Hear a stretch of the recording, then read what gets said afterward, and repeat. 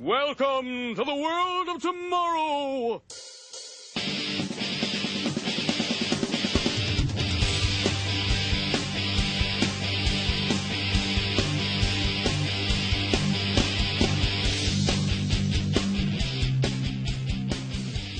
Welcome to Psych Out episode 41, and for our 41st podcast, Jason and I are going to do something a bit different, and by a bit different, I mean stand here. Yeah, we mean have a great, what was it called, current events and weird science, and then not record it. No, so we just sat here for 20 minutes doing our segments before the interview, and then realized we recorded none of it. What did we talk about? We talked about Black Friday. Black Friday. We talked about Iran. You would have learned a lot of stuff. I mean, we were super prepared. The things you would have learned about caffeine addiction. Yes. Oh, and then we talked about how good lecturers are. Man. So instead of re-recording everything, we thought we would just stand here, apologize, but also slightly allude to how awesome it was, so that, you know, they always say leave them wanting more. Yeah, leave them wanting more. Well, you got a good episode last week with Thanksgiving, and that's not to take away from this interview. No, because what we have next is... We're going to transition to an interview with Russ Hopper, Merit Center Director and Renewable Energy Extraordinaire, and hopefully... that's good enough for an interview. Yeah, Psych Out alone. I think we got that one, so we're good.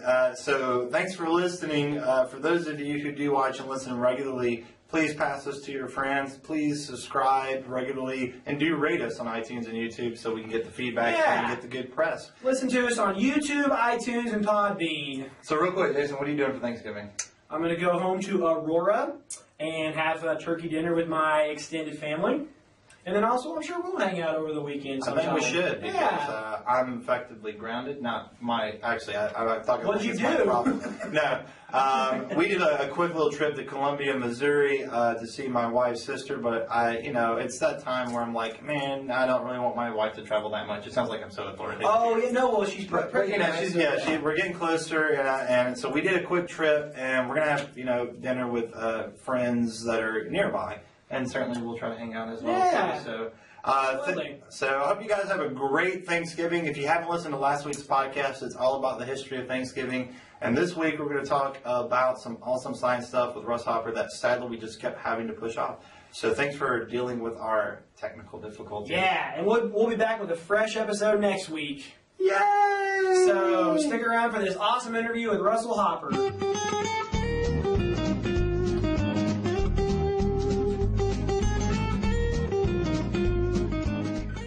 Episode 35 is brought to you by the Merit Center Tours, and we're here joined by Russ Hopper, who is actually the director of the Merit Center. So, Russ, go ahead and say hi to our audience. Hey, audience. Now, we said that this show is sponsored by the Merit Center Tours, so tell us a little bit about what the Merit Center does. Like, is it every Tuesday of each month, or how does that work? For the tours, we make them available to anybody, and some of the professors out there have been having students get extra credit for coming in. But we do it every second Friday of the month. I was way off. Sure, yeah, every other Tuesday, whatever. But indeed, we do it the second Friday of every month. Once a month. And are you the tour guide? I often am. If you're lucky, you'll get Joel, because he'll take you up to the solar house and spend an hour out there before he shows you the Merit Center. He's got a lot of history with that house. And here is where you'll see the benefits of renewable energy, including wind, solar, and biofuels. That's the second Friday of the month tours, and those start at 2 o'clock. Yep. Just meet in the Merit Center lobby, the closest building to the big wind turbine, or set up a tour with Merit Center Secretary Alice at aliceheim@crowder.edu. And I have a little tagline here, Russell, go green with the Merit Center. Right? Okay, you just copyright that, can we? Yes. Yeah. I like how you announce your tags, too. Here it comes. Here it comes. I'm wrapping it up. So anyways, like we said, we'll go into the interview process, but this is Russ's second interview with us, and we love weird science and technology, but most certainly not what you do is weird, but basically you're in charge of the Merit Center, and it is considered the most efficient energy-using building in the state of Missouri, correct? I think that it probably is. It has it is as energy efficient as we could make it. It is designed to be a net positive producer of power. So a goal would be to use as much power as you generate and vice versa. In our case, we're hoping to generate more power so that we'll get a check back from the electric company at the end of the year. Cool. Excellent. And you can tell that I wrote this interview because it was actually tough to get this interview because one time we didn't have the station booked and then one time you had a personal conflict. But I have down here, how did the government shutdown affect the Department of Energy research or renewable research? Did you feel anything whenever that hit? Well, we didn't feel that much because all of our grants were already established and we got all the money already. But that sort of thing, anything that disrupts the working of government in general can seriously affect any research that's going on because most of that money is what's called discretionary. And so if, the defense budget, that's pretty much set every year and Social Security and things like that. Mm-hmm. But whether it's NSF, DOE, whomever, USDA, they need to have their money appropriated annually. And if that doesn't get done, then there is research that doesn't get done. Yikes. And there are people who don't get paid. It's not just a government shutdown. That's postdocs and students and teachers at universities and national labs around the world. Yeah, and I was remembering one story in Antarctica where they were sending the researchers home, but they were keeping the janitors around to so the essential. Keep the heat on. Yeah, exactly. So let's go back to the Merit Center, and I said in the live read that we study biofuels, wind, and solar. Is that correct? Yep. So what we didn't do last time was talk about each of those individually. So hopefully your colleagues prepared you for this interview. But what's the future of biofuels, like either in the near or distant future, or at least what do you know about biofuel usage? Well, biofuels usage is relatively well known. I mean, if you think about it, we talk about alternative and renewable energy being solar, wind, and biofuels. But in reality, those were the mainstream energy sources until we started using oil. Biofuels was the main one, whether it's cooking with wood or later on, even in the 19th century, we were producing ethanol and oil from biological resources and using that for heat and light and other things like that. So, but today we have to compete with fossil fuels, and fossil fuels are very cost-effective producer of heat and other forms of energy. And so what we're trying to do from a research perspective is identify sources of biofuels that are cost-effective. Ethanol is being blended into every gallon of gasoline sold in the United States, and that is certainly displacing a certain amount of fossil fuel. Now, people argue, well, that's also displacing food, right? We're sending it from one place to another. And so without getting into whether or not that's a fact, other applications of biological materials to make ethanol are applicable too. There's a thing called cellulosic ethanol. So you've heard of switchgrass. Mm-hmm. And there are other sources of cellulosic. And so what you have to do is you take like corn stover. So you're not using the corn kernel, you're using the rest of the corn, the cob and stalk and all that. That's something that's normally fed to cattle or turned under as compost, and you can convert that to ethanol. It's just a difficult process to do, and so cost effectiveness becomes an issue.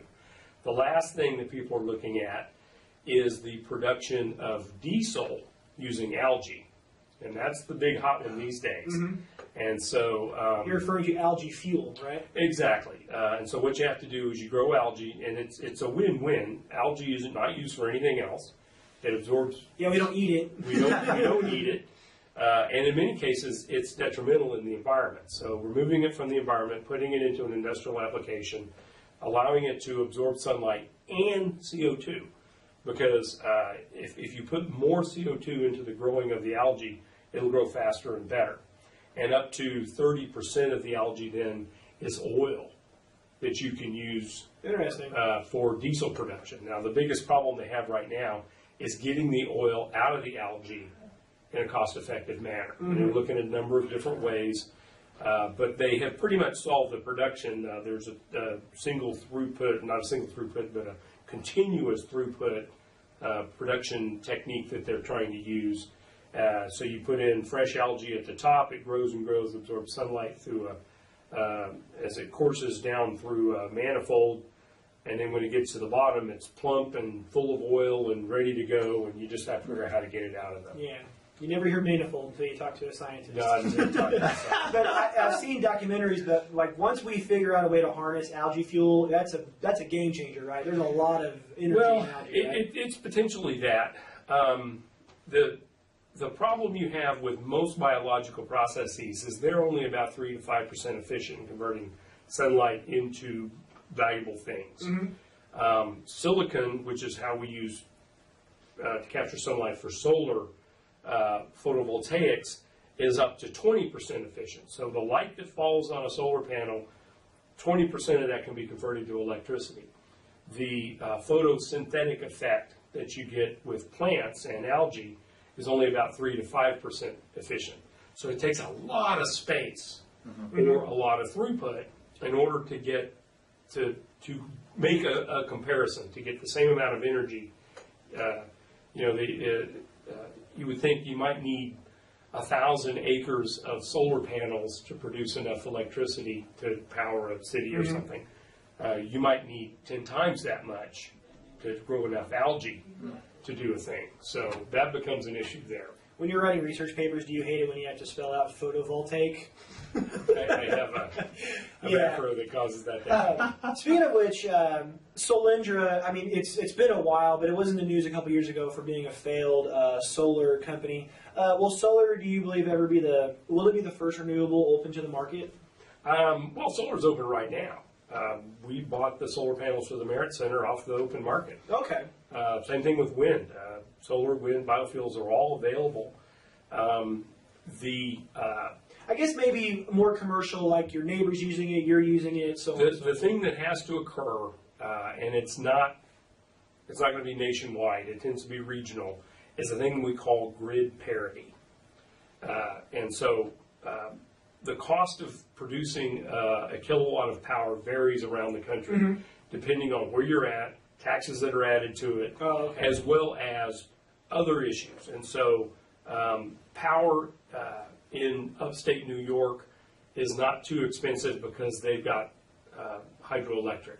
Okay. And so that's an easy way of going. If you're out on Long Island and they're pumping in all the fuel oil from a ship, it's very expensive. So it could be 35 cents a kilowatt hour for power on Long Island, whereas here, when we're using coal in southwest Missouri, which is very inexpensive, we're talking 6 to 10 cents per kilowatt hour.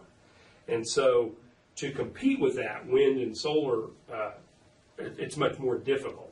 Okay. But in California and on the East Coast and in certain other parts of the country where the existing cost of electricity production is very high, they're already at grid parity. You talked to me one-on-one about this entrepreneur program, and that's something that we didn't talk about last time, but you said your job as director is 3-tiered, one with just maintaining the Merit Center, one with research, but another one was one that probably a lot of people don't know about. And I actually get this in my Google alerts whenever it talks about Crowder College, but we have a pretty big entrepreneur, not only program, but isn't there like a contest that's going on right now? Yeah, we launched a contest back in September jointly with the Neosho Chamber of Commerce. And we're looking for basically any ideas that anybody within the area, within the sound of my voice, basically the 4-state area that Crowder would also be attracting students from, to bring a business idea to us. Doesn't have to be a business plan, just a business idea. We'd like it to be a piece of innovation, and technological. We're not particularly interested in a service business, so if you want to start an accounting company, we're not going to do that. You have a good idea for a hamburger company. Unless, there's some special, you're going to cook it a special way. Yeah, you use solar power to cook your hamburger, then we'll consider that. Just bring the idea to me, and I really just need a 1 or 2 sentence, maybe a paragraph describing what you're going to do. We'll put it through a team of experts from the area and around the country that I know of that will evaluate it from a business and a technological perspective, select a handful of those. I can't say how many, but I'm looking right now. I've got about 17 applications. Oh, wow. When does it end? We'll stop collecting ideas, or at least the deadline. If we get another one after that, we'll probably take a look at it. But December 20th, 2013.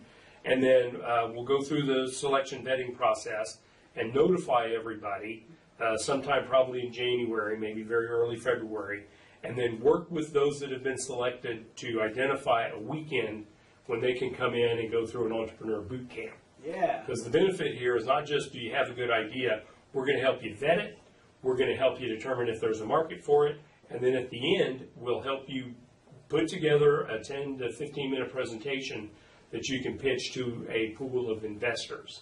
So by next May, hopefully we'll have half a dozen of these companies started and funded, and we'll be developing Holy cow. new business right here in Neosho. Russ, I got a good idea for a podcast. It's called Psych Out.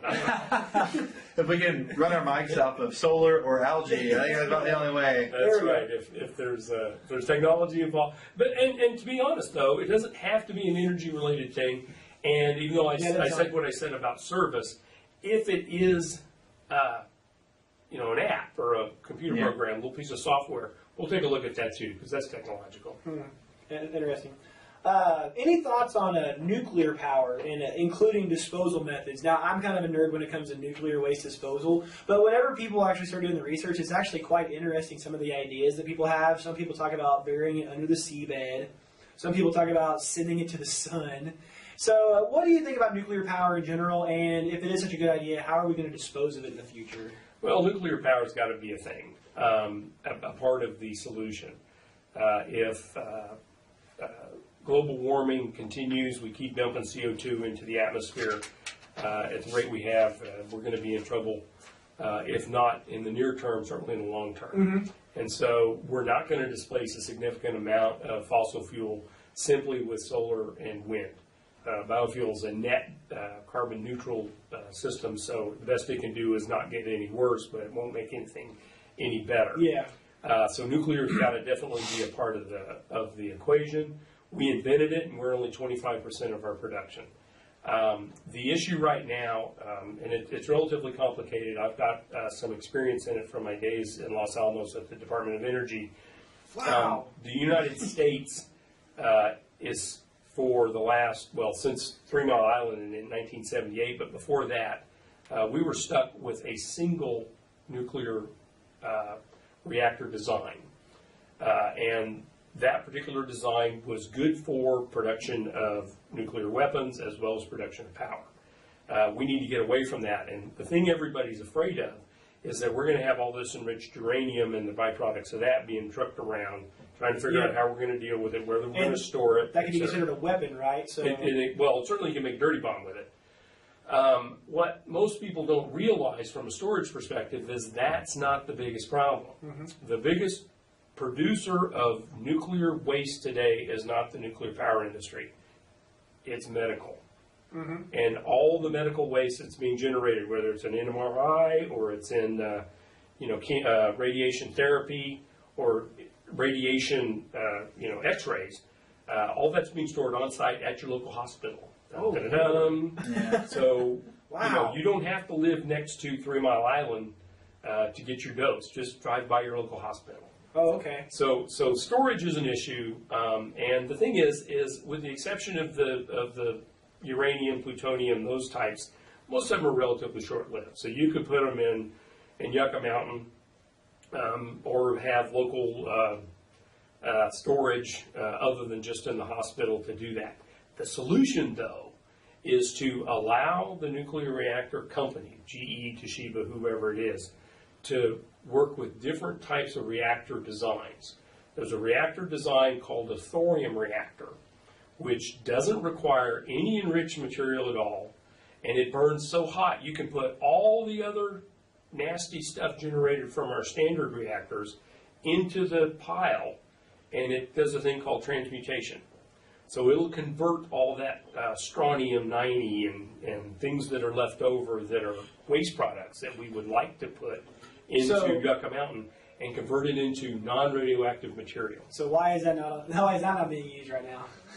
Well, because the United States Nuclear Regulatory Commission only knows how to run the standard pressure bed reactors that we make right now.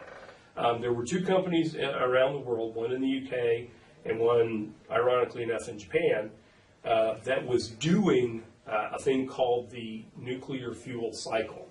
And so they weren't using thorium reactors, but they were using a process to take the spent uranium and convert it into fuel that you could use. So instead of generating a lot of additional waste, they were using it to convert it into fuel. That's an alternative as well. So you can either use the thorium reactor, which does transmutation of nuclear waste, or the fuel cycle. And then there's a third thing you can do, which everybody gets afraid of because they don't know exactly what it means. But there's a type of reactor called a fast breeder reactor. Mm-hmm. Fast breeder reactors take uranium and make plutonium. And originally that was a good idea because we could use plutonium for bombs. Guess what? You can use plutonium for fuel. And so you take your uranium, you convert it to plutonium, you then take that plutonium and you use that to make power. And then when you're done, you run the waste of that either through a thorium reactor next door or through the nuclear fuel cycle. Mm-hmm. And so you start out with a pound of uranium fuel and you wind up with 100 pounds of additional fuel, and so it's self-perpetuating. Awesome. And we knew that plutonium works because that was the ingredient in Back to the Future. Yeah, I was totally thinking about the DeLorean the whole time. As long as we can come up with a flux capacitor. Yeah. Right. Just that. Well, thank you, Russ, for joining us this week. Any other words? I guess I was going to ask you about Toastmasters. Did you still want to? Yeah, we absolutely want to do Toastmasters. The only problem that's come up is trying to get the word out. I intended to bring it up at the Lunch and Learn on Friday. Turns out Lunch and Learn was a... Is this the NASA one? No, Toastmasters is a... again, you're involved in so many things that aren't even energy related. The entrepreneurship for one, but also you approached me and Carrie Keckley, the two speech instructors on campus, about starting a Toastmasters group, which is just a Rotary group specifically geared towards speech students or speech individuals. In People general just like to give speaking, speeches and give. And so I was just, we determined that the best thing was to just do a campus-wide announcement, and I was just waiting to do that, and I was all geared up to give it on Friday, and then Glenn had, stored in 5 different groups, and so I wasn't able to do that. And I'll tell you that I'm going to put a lot more emphasis on it on the second semester, so we're going to... And same here, and so what I figured is whenever we have our all-staff day, in January, I'll make the announcement then and try to get a list of people. Oh, cool. And then we'll set up, because Toastmasters already said, as soon as you get a date, we'll send people in. We'll run an example, meeting for you, so everybody can get a chance to see how it works, and then we can set up and launch our own. Excellent. Well, thank you for joining us, Russ. And this is a smaller version podcast because it is Thanksgiving week, so I don't think we're going to have a real proper closing. So Nathan's probably going to say bye to us, or he did say bye to us. I'll say bye. Nathan says bye, and we will see. We will, I guess, check back in the first Wednesday in December. So thank you, Russ, and we're out. I know you know that I'm not telling the truth. I know you know, just don't have any ways of deception. Learn how to bend your worst inhibitions. Gonna psych you out in the end.